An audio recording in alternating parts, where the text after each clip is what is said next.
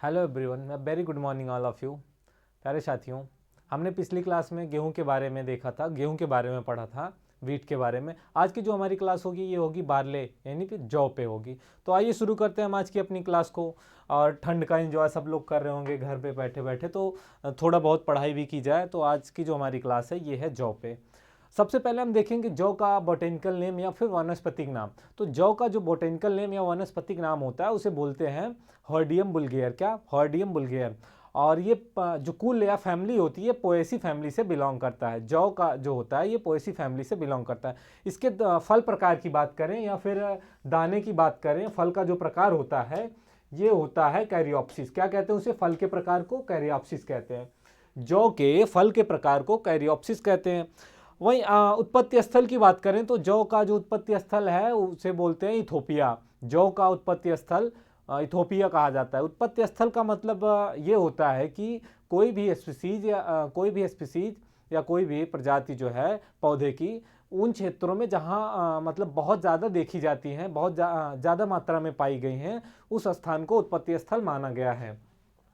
आइए हम आगे देखेंगे जौ में पुष्पक्रम के बारे में कि जौ का जो पुष्पक्रम होता है ये किस प्रकार का होता है। तो जौ का पुष्पक्रम होता है उसे कहते हैं स्पाइक। क्या कहते हैं? जौ के पुष्पक्रम को स्पाइक कहते हैं। और जौ में गुणसूत्र संख्या की बात करें कि जौ में गुणसूत्रों की संख्या क्या होती है बारले में, तो बारले में गुणसूत्रों की संख्या 14 होती है। कितना? 14 होती है। और प्रोटीन प्रतिशत की बात करें कि प्रोटीन जौ में प्रोटीन की मात्रा कितनी होती है, तो जौ में प्रोटीन का परसेंटेज जो होता है वो होता है 11%। वही कार्बोहाइड्रेट की बात करें तो ये जो है इसका परसेंटेज होता है 73 से 74%। कितना? 73 से 74% कार्बोहाइड्रेट की मात्रा होती है। वहीं वसा की बात करें कि जौ में कितने परसेंट वसा की मात्रा पाई जाती है, तो जौ में वसा की जो मात्रा होती है वो होती है 1.3%। कितना? 1.3% जौ में वसा की मात्रा पाई जाती है। अभी तक हमने बेसिक थोड़ी सी जानकारी जौ के बारे में ली। आगे आइए हम देखते हैं जौ का क्या उपयोग किया जाता है। तो जौ का उपयोग जो है मानव आहार, पशुओं के चारे के लिए, स्टार्च व बियर बनाने में किया जाता है।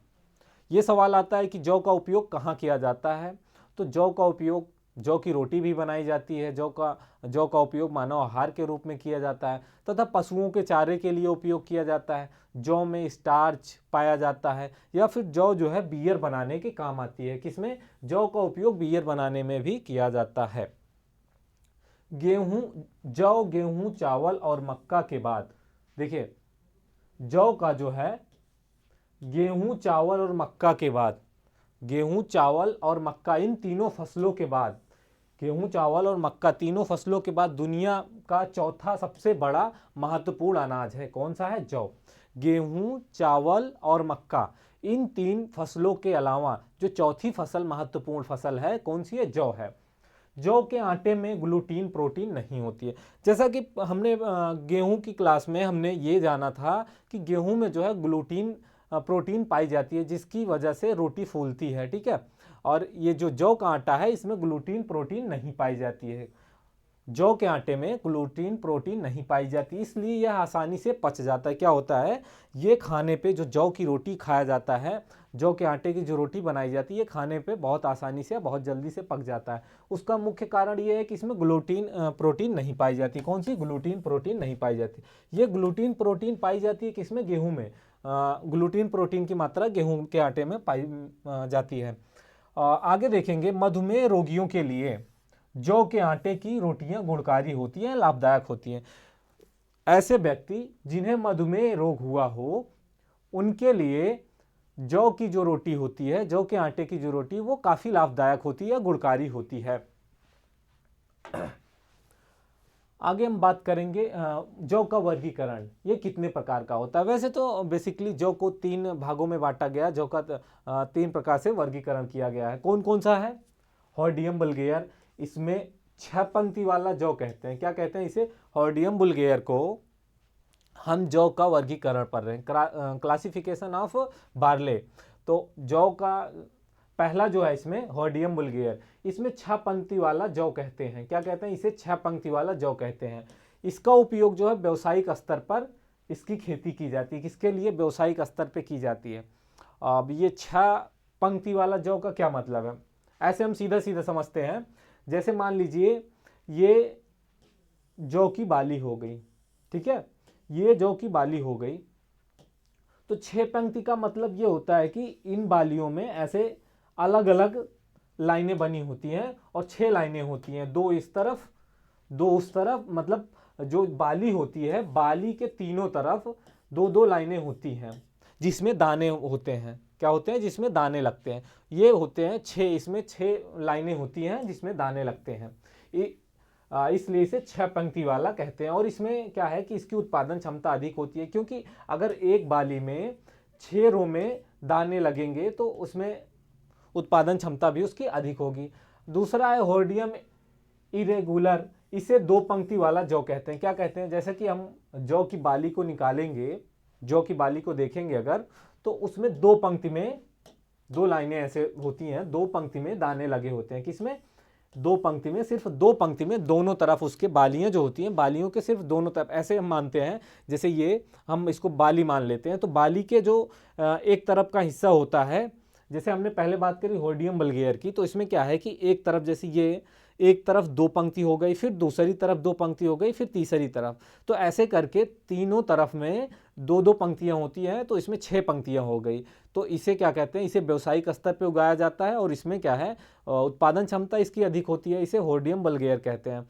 दूसरा जो है होर्डियम इरेगुलर, क्या कौन सा है? होर्डियम इरेगुलर। इसमें क्या है? 2 पंक्ति वाले जौ है। क्या कहते हैं इसे? 2 पंक्ति वाला जौ। ये 2 पंक्ति वाला कैसे जौ होता है? माना कि ये जौ की, हमने मान लिया कि ये जौ की बाली है, तो इसमें क्या है, एक तरफ एक पंक्ति हो गई जिसमें दाने लगे होते हैं और एक तरफ दूसरी हो गई, बस इसमें 2 पंक्तियां ही होती हैं। इसे कौन सा ये है? होर्डियम इरेगुलेटर। और उसके बाद तीसरा है होर्डियम डिस्ट्रिकान, इसमें 2 पंक्ति वाला जौ, इसमें भी, इसे भी 2 पंक्ति वाला जौ कहते हैं। क्या कहते हैं? इसमें भी 2 पंक्ति में जौ आती हैं। आप कभी खेत में जाओ और जौ की बालियों को निकाल के देखो तो उसमें आपको समझ आएगा कि 2 पंक्ति वाले जो बालियां होती है उसमें 2 पंक्ति वाले में एक तरफ पूरे बाली में सिर्फ एक तरफ दाने लगे होते हैं और फिर दूसरी तरफ। वहीं जो 6 पंक्ति वाला होता है, इसमें एक तरफ 2-2 पंक्ति में 2-2 लाइनें में बालियां, दाने पड़े होते हैं, वो तीनों तरफ, बालियों के तीनों तरफ होते हैं 2-2 लाइनें, तो 6 लाइनें हो गई। उसे क्या कहते हैं? होर्डियम वल्गेयर कहते हैं।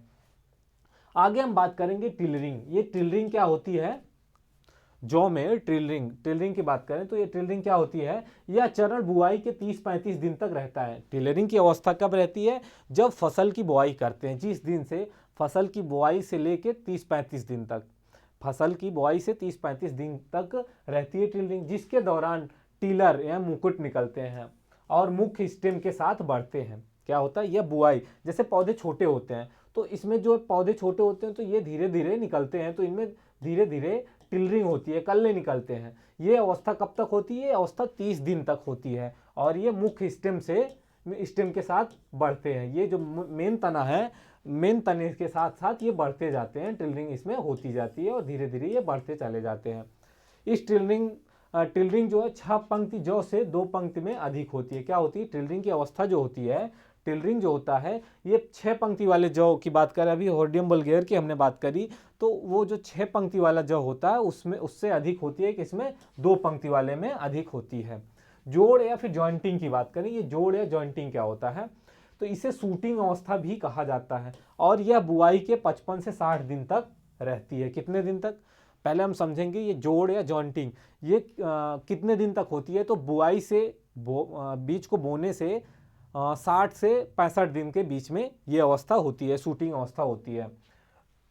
और ये 55 से 65 दिन के बीच की होती है। इसमें स्टेम दिखता है। क्या होता है? जो तना होता है, तने क्या, पौधे का जो तना होता है, पौधे जब पौधे बड़े होते हैं, बुआई से लेके 60 दिन के बीच में पौधे में जो चेंजेस होते हैं या बढ़ते हैं धीरे धीरे पौधे, तो उसमें जो देखा होगा आपने, गांठें होती हैं, जॉइंटिंग, ये निकलते दिखते हैं। ये कितने दिन तक होते हैं? 60 दिन तक स्टेम में, तने में दिखाई देते हैं। बात करेंगे हेडिंग की, कि हेडिंग क्या है फिर, या ईयरिंग स्टेज। तो ये भुट्टे प्लेग पत्ती से उभर आते हैं और केंद्रीय फ्लोरोट खिलना शुरू होती है। यह अवस्था बुआई के 75 से 85 दिन तक होती है और दुधिया दाने उत्पादन से समाप्त होती है। क्या होता है? जब बाली में दुधिया बनने लगती है, दाने में दूध आने लगते हैं, दुधिया उत्पादन के समाप्त होने हैं। क्या कहते हैं ये? भुट्टे फ्लैग पत्ती से उभर आते हैं। क्या होता है? पत्ती से उभरते हैं और केंद्रीय फ्लोरेट, जो केंद्रीय फ्लोरेट होता है, खिलना शुरू होता है। और यह अवस्था बुआई के 75 से 85 दिन तक होती है। कितने दिन तक होती है बुआई के? 75 से 85 दिन तक होती है। और दुधिया अवस्था होने पर दाने उत्पादन से समाप्त होने लगती है। दुधिया अवस्था आने पर जलवायु की बात करें कि जौ का उत्पादन के लिए या फिर जौ की खेती के लिए किस प्रकार की जलवायु आवश्यक होती है? सबसे पहले बात करें तो जौ जो है शीतोष्ण जलवायु की फसल है। किस प्रकार की फसल है जौ? शीतोष्ण जलवायु की फसल है। और इसकी खेती के लिए ठंडी व नम जलवायु की आवश्यकता होती है। जैसा कि जानते हैं जौ जो है ये रबी सीजन की फसल है। कौन सा? रबी। तो ये इसके लिए ये शीतोष्ण जलवायु की फसल है और इसकी जो खेती होती है इसके लिए ठंडी व नम जलवायु की आवश्यकता हो। किस प्रकार की? जौ की खेती के लिए ठंडी व नम जलवायु की आवश्यकता होती है। इसकी खेती रबी के मौसम में की जाती है। कौन सी? जौ की खेती गेहूं के साथ ही की जाती है, रबी के मौसम में की जाती है। इसकी वृद्धि की बात करें कि जौ की वृद्धि के लिए तापमान कितना होता है या कितने ऑप्टिमम जो तापमान होता है, कितने तापमान की आवश्यकता होती है? तो जौ की वृद्धि के लिए तापमान जो है 30 सेल्सियस कितना होता है? वृद्धि के लिए तापमान 15 से 20 सेल्सियस कितना होना चाहिए? ऑप्टिमम टेम्परेचर जो होना चाहिए वृद्धि के लिए वो 15 से 20 सेंटीमीटर होना चाहिए। वही पकते समय जो दाने होते हैं, ये बालियां जब पकना शुरू हो जाते हैं तो पकने के समय कितने तापमान की आवश्यकता होती है? तो उस टाइम जो उपयुक्त तो तापमान होना चाहिए वो होना चाहिए 30 सेल्सियस। कितना? 30 सेल्सियस तापमान होना चाहिए। जो पाले के प्रति संवेदनशील व सूखे के प्रति सहनशील होती है। अभी हम ये देखते हैं सहनशील किसके प्रति? पाले के प्रति संवेदनशील और सूखे के प्रति सहनशील। इसका मतलब ये हुआ कि ये जो जौ की जो फसल है ये अधिक ठंड यानी कि पाले की अवस्था को नहीं झेल सकती है या सहन नहीं कर सकती है। ये पाले के प्रति संवेदनशील होती है। वही सूखे की बात करें तो ये सूखे के प्रति संवेदनशील होती है, क्योंकि जौ की जो फसल होती है, जौ जो होता है इसको कम पानी में या बिल्कुल जो है कम सिंचाई में भी जौ का उत्पादन किया जा सकता है। मृदा की बात करें कि किस किस प्रकार की मिट्टी उपयुक्त होती है जौ की खेती के लिए। जौ की खेती के लिए किस प्रकार की मिट्टी उपयुक्त होती है, सॉइल उपयुक्त होती है? तो जौ की अच्छी फसल के लिए बलुई दोमट या दोमट मिट्टी। वैसे तो हम जानते हैं कोई भी फसल हो, सब फसल के लिए अधिकतर जो उपयोगी मिट्टी होती है बलुई दोमट मिट्टी, अच्छी दोमट, बलुई दोमट या फिर दोमट मिट्टी उपयुक्त होती है। जो बलुई दोमट मिट्टी होती है या फिर जौ की जो खेती करने के लिए मिट्टी का जो पीएच होना चाहिए, मिट्टी का पीएच, उपयुक्त पीएच ये 6.5 से 8 के बीच या 8.5 के बीच होना चाहिए। जौ को क्षारी भूमि के प्रति संवेदनशील होता है। जौ जो है, जौ की फसल ये क्षारी भूमि के प्रति भी संवेदनशील होता है। किसके प्रति? क्षारी भूमि के। किस्मों की बात करेंगे, कौन कौन सी किस्में हैं और इनकी क्या क्या क्वालिटी है। तो जौ की कुछ ऐसी किस्में हैं जो सूखा प्रतिरोधी हैं, या फिर कुछ ऐसी किस्में हैं जिसमें कम भूसे की मात्रा होती है, कुछ ऐसी होती हैं जो रोगरोधी होती हैं। तो आइए इन सब पे हम बात करते हैं। लखन के 226, मंजुला, गीतांजलि, प्रगति, हरितमा, अल्फा 93, सोनू, रेखा, हिमानी, नीलम, रणजी, DL 70, ये सब कुछ किस्में हैं जो प्रमुख किस्में हैं। भूसा रहित किस्मों की बात करें तो ये हैं कैलाश, डोलमा और हिमानी। ये जो किस्में हैं ये भूसा रहित किस्में होती हैं। उच्च गुणवत्ता वाली माल्ट किस्में, कौन सी ऐसी प्रजातियां जिनमें अच्छी क्वालिटी का माल्ट प्राप्त होता है? जैसा कि हम जानते हैं कि जौ से माल्ट या फिर माल्ट स्टार्च या बियर बनाया जाता है। इन सब चीज़ों जौ का उपयोग किया जाता है बियर बनाने में भी। तो उच्च क्वालिटी या उच्च गुणवत्ता का जो माल्ट कौन सी किस्मों में प्राप्त होता है? तो पहली किस्म का नाम है क्लीपर, दूसरा है अल्फा 93 और RD 503। ये कुछ ऐसी किस्में हैं जो जिसमें जो माल्ट जो है, जौ से जो माल्ट प्राप्त होता है वो अच्छी क्वालिटी, उच्च गुणवत्ता का माल्ट प्राप्त होता है। और कुछ ऐसी प्रजातियां हैं जो रोगरोधी होती हैं, जैसा कि मोल्ला डिजीज़ की बात करें तो मोल्ला डिजीज़ की प्रतिरोधी किस्में हैं RD 2052 और राजकिरण। कुछ ऐसी किस्में होती हैं जो मोल्ला डिजीज़ के प्रतिरोधी होती हैं। अब आगे देखें, लौड़ी और क्षारी भूमि, लौड़ी और क्षारी मिट्टी प्रतिरोधी किस्में कुछ हैं। पहला है BL1, बिलारा 2 और रत्ना। और कुछ ऐसी किस्में होती हैं जैसे वर्षा आधारित क्षेत्रों के लिए उपयुक्त होती हैं। कुछ किस्में ऐसी होती हैं जो वर्षा आधारित क्षेत्रों के लिए उपयुक्त होती हैं। उसमें से हो गया RD 2624, रत्ना, विजया, अंबर। ये कुछ ऐसी प्रजातियां हैं जो वर्षा आधारित क्षेत्रों के लिए उपयुक्त होती हैं। कुछ ऐसी किस्में हैं जैसे कि कुछ उत्परिवर्तित किस्में हैं। कौन कौन सी उत्परिवर्तित किस्में? BM4, BM10 और BM11 या फिर BM14। ये उत्परिवर्तित किस्मों का क्या मतलब होता है, या म्यूटेशन। ये उत्परिवर्तित किस्म का मतलब ये होता है कि जैसे कि कोई अगर फसल या कोई किस्म बनाई जा रही हो, किसी किस्म पे फसल किसी का, जैसे कि फसलों में जो उनकी किस्में बनाई जाती हैं, किस्मों में तमाम प्रकार के किस्में जो बनाई जाती हैं, कुछ किस्में होती हैं रोगरोधी होती हैं, कुछ में क्या कहते हैं रोग प्रतिरोधी होती हैं, कुछ वर्षा सहनशील होती हैं, कुछ पानी के प्रति असंवेदनशील होती है। इन सब तो वैसे म्यूटेशन या उत्परिवर्तित किस्में BM4 या BM10 और BM11, BM14 ये कुछ ऐसी किस्में हैं। रस्ट प्रतिरोधी किस्मों की बात करें तो ये रस्ट डिजीज जो होता है, रस्ट के प्रति प्रतिरोधी किस्में होती हैं, जैसे कि आज़ाद हो गया, कैलाश और डोलमा। ये सब कुछ ऐसी किस्में जो रस्ट के प्रति प्रतिरोधी किस्में होती हैं। आगे हम बात करें बीज दर की, कि 1 हेक्टेयर में जौ की बुआई के लिए अगर हमें 1 हेक्टेयर में जौ की खेती करनी है तो कितने बीज की आवश्यकता होती है, कितने किलोग्राम बीज की आवश्यकता होगी 1 हेक्टेयर में। तो समय पर बुआई करने के लिए अगर हम जौ की खेती टाइम पे करते हैं, समय पे, तो उस समय जो है हमें बीज की आवश्यकता होगी 75 से 80 किलोग्राम प्रति हेक्टेयर। कितना? 75 से 80 किलोग्राम प्रति हेक्टेयर।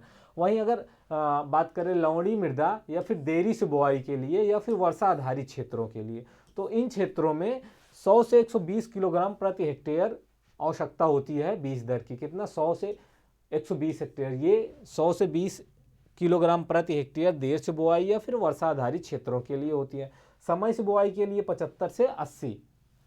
अब पौधरोपण या पौध की दूरी की बात करें कि पौधे से पौधे की दूरी क्या होती है, पौधरोपण दूरी, तो ये होती है 22.5 × 10। कितना? 22.5 से 10 सेंटीमीटर होनी चाहिए। और बुआई का समय, उपयुक्त बुआई का समय जो होता है, जौ की बुआई का उपयुक्त समय जो है यह है अक्टूबर-नवंबर। अक्टूबर-नवंबर में जौ की बुआई करने पे अच्छा उत्पादन प्राप्त होता है। ये सबसे उपयुक्त समय माना जाता है। खाद एवं उर्वरक की बात करें तो खाद एवं उर्वरक जो है FYM 8 से 10 टन पर हेक्टेयर की आवश्यकता होती है। वहीं नाइट्रोजन, फास्फोरस और पोटास ये सब भी 40-60, 30-40 और 20-30 किलोग्राम प्रति हेक्टेयर की दर से आवश्यकता होती है जौ के लिए। सिंचाई की बात करें कि जौ की जो फसल होती है उसे कितनी सिंचाई की आवश्यकता होती है। वैसे तो अगर जौ की जो फसल होती है, जौ सूखा सहनशील फसल होती है, लेकिन अगर अच्छा उत्पादन हमें प्राप्त करना है तो अच्छे उत्पादन के लिए कम से कम 2 से 3 सिंचाइयाँ आवश्यक होती हैं। कितनी सिंचाई? 2 से 3 सिंचाई आवश्यक होती है, अच्छी मानी जाती है अगर अच्छा उत्पादन हमें प्राप्त करना है। पहली सिंचाई बुआई के 20 से 25 दिन बाद। कितना? पहली सिंचाई बुआई से 20 से 25 दिन बाद कर देनी चाहिए। और जौ की कटाई अगर इसमें पहली सिंचाई कब करनी चाहिए, किस अवस्था में, तो पहली सिंचाई जो होती है 20 से 25 दिन बाद कर देनी चाहिए। अब आगे हमने जौ की कटाई के समय उसमें नमी कितना होना चाहिए इस पर बात करते हैं। तो जौ की जब फसल हमारी तैयार हो जाए, कटाई के समय उनमें नमी की परसेंटेज की बात करें तो 18 से 20% जब नमी रह जाती है तो उस टाइम जो है जौ की कटाई करना उपयुक्त माना जाता है। उपज की बात करें कि उपज के 1 हेक्टेयर में कितना उपज प्राप्त होता है। सिंचित क्षेत्रों में बात करें, सिंचित क्षेत्रों में 30 से 40 क्विंटल प्रति हेक्टेयर। कितना? 30 से 40 क्विंटल प्रति हेक्टेयर प्राप्त होता है। और असिंचित क्षेत्रों में 10 से 15 क्विंटल प्रति हेक्टेयर उपज जो है असिंचित क्षेत्रों में 10 से 15 क्विंटल प्रति हेक्टेयर, असिंचित क्षेत्रों में 30 से 40 क्विंटल प्रति हेक्टेयर। कुछ प्रमुख कीटों के बारे में हम देखते हैं कि जौ में कौन कौन सी प्रमुख कीट होती हैं। तो सबसे पहले तो दीमक की बात करें तो यह फसलों की जड़ों को खाती है। क्या करती है दीमक? ये जो फसल होती है फसलों की जड़ों को खाती है और ये ज़मीन में सुरंग बना के उसके अंदर रहती है। और जो दूसरा रोग है मुख्य है, एक माहू की बात करें तो जौ की बौनी उन्नत किस्मों में माहू का प्रकोप होता है। कौन सी? जो जौ की छोटी किस्म होती है, बौनी किस्म होती है, इसमें माहू का प्रकोप अधिक होता है। ये कीट कोमल पत्तियों की सतह से रस चूसते हैं। क्या करते हैं? जो कोमल पत्तियां होती हैं उनकी सतह से पत्तियों के ऊपरी भाग से रस को चूसते हैं और उसके बाद उसी पे एक चिपचिपा पदार्थ छोड़ देते हैं। अब जब ये चिपचिपा पदार्थ पत्ती पे छोड़ते हैं तो उस पर क्या होती है? फिर काली काली एक सतह बन जाती है, काली फफूंदी फैल जाती है। ये एफिड से होने वाले नुकसान। अब इसके नियंत्रण के लिए 1 लीटर मेटासिस्टॉक 25 ईसी 1000 लीटर पानी का घोल बना के छिड़काव कर सकते हैं, इससे बचने के लिए, माहू रोग पे नियंत्रण पाने के लिए। ये क्या करते हैं? ये हमारी पत्तियों की जो कोमल पत्तियां होती हैं उनकी सतह पे बैठते हैं, उनकी सतह, कोमल पत्तियों की सतह का रस चूसते हैं और उसके बाद उस पर एक चिपचिपा पदार्थ से छोड़ देते हैं जिस पे एक काली फफूंदी लग जाती है। मुख्य रोग की बात करें कि जौ के प्रमुख रोग कौन कौन से हैं या कौन कौन से सबसे खतरनाक रोग होते हैं, तो सबसे खतरनाक रोग गेरुई रतुआ या रस्ट, जिसे रस्ट बोलते हैं, ये माना जाता है। ये जौ और गेहूं दोनों में बहुत लगता है। जौ की फसल पर 2 प्रकार की गेरुई अपना प्रभाव डालती है। जौ की फसल पे 2 प्रकार की गेरुई या 2 प्रकार का रस्ट अपना प्रभाव डालता है। पहला काली गेरुई या फिर ब्लैक रस्ट, दूसरा है ब्राउन रस्ट, भूरी गेरुई। और अगला बात करें कंडुआ या स्मूथ। जौ के अंदर 2 प्रकार का कंडुआ रोग होता है। कौन कौन सा? जौ में भी इसमें कंडुआ रोग की बात करें तो ये 2 प्रकार का कंडुआ होता है, एक ढीला कंडुआ होता है, एक बंद कंडुआ होता है। अगला जो है रूट रोट जल गलन।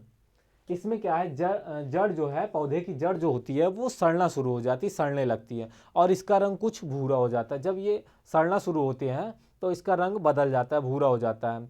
और फिर इस टाइम रोग बढ़ने पर पत्तियों पर भी भूरे धब्बे दिखाई देने, जब रोग बढ़ता है तो उस टाइम, रोग के बढ़ने टाइम पे पत्तियां भूरे धब्बे दिखाई लेते हैं पत्तियों पर और इससे दाने हल्के होते हैं। क्या होता है? इसका सीधा प्रभाव उत्पादन पर पड़ता है, दाने हल्के हो जाते हैं। कभी कभी जो पौधा होता है ये सूख भी जाता है, इसके लिए कभी कभी पौधा सूख जाता है। अब इस बीमारी से बचने के लिए, इसके नियंत्रण के लिए हमें क्या करना चाहिए? इससे बचने के लिए, तो इससे बचने के लिए हमें सबसे पहले क्या है, बीजों को बोने से पहले ही सीड का ट्रीटमेंट करना चाहिए या फिर उपचारित कर लेना चाहिए। बीजों को एग्रोसन जीएल से उपचारित करते हैं। किससे? एग्रोसन जीएन से क्या करते हैं? उपचारित कर लेते हैं बीज को। कब? बोने से पहले। और रोग रोधी प्रजातियों को बोना चाहिए इससे बचने के लिए। आगे बात करें मोल्ला डिजीज के बारे में। ये मोल्ला डिजीज, इस रोग के लक्षण बुआई के 3-4 सप्ताह बाद दिखाई देना शुरू हुए। ये मोल्ला डिजीज जो होती है हमारे पौधों में बुआई के 3 से 4 सप्ताह बाद अपना प्रभाव दिखाने लगती हैं या फिर प्रभावित करने लगती हैं फसल को। और इस रोग से प्रभावित पौधे बौने और पीले रंग के दिखाई देते हैं। क्या होता है? जिन पौधों में मोल्ला डिजीज लग जाती है तो उसमें क्या होता है कि वो पौधे पर, जो मोल्ला डिजीज से प्रभावित पौधे होते हैं, ये बौने होते हैं और इनमें पीले रंग के दिखाई देने लगते हैं। आगे बात करें भंडारण की, कि भंडारण करते समय किन किन चीज़ों का ध्यान रखना चाहिए। जैसे कि हमने फसल को बोया, उसकी कटाई करी, फिर मड़ाई गहराई करी। अब उसके बाद भंडारण के समय हमें किन किन चीज़ों का ध्यान रखना चाहिए। तो भंडारण के समय सबसे पहले तो दानों की नमी का ध्यान रखना चाहिए कि दानों में नमी की प्रतिशत कितनी होनी चाहिए। तो भंडारण के समय कोई भी फसल हो, खाद्यान्न हो, तो उसे जब भंडारित करते हैं तो करने के समय उसमें 10 से 12% की नमी होनी चाहिए। कितना? 10 से 12%। जौ में दाने व भूसे के अनुपात की बात करें कि जौ की जो फसल होती है उनमें दाने और भूसे का क्या अनुपात होता है, तो दाने और भूसे का अनुपात 1:1.25 के बीच होता है। भंडारण में दाने 10% 12% नमी होने पर भंडारण सुरक्षित रखते हैं। क्या होते हैं? जब भंडारित करते समय इनमें दानों में नमी 10 से 12% होगी तो ये हमारी जो फसल या उपज होगी ये अच्छी होगी, इसमें कोई रोग नहीं लगेगा या कोई रोगों या कीटों से बचने की संभावना अच्छी होती है। तो आज की जो हमारी क्लास है यहीं पे ख़त्म होती है। हमने आज बार्ले यानी जौ के बारे में बेसिक जानकारी प्राप्त करी। अगली क्लास में हम मिलते हैं अगली क्लास में एक नए टॉपिक के साथ। जय हिंद।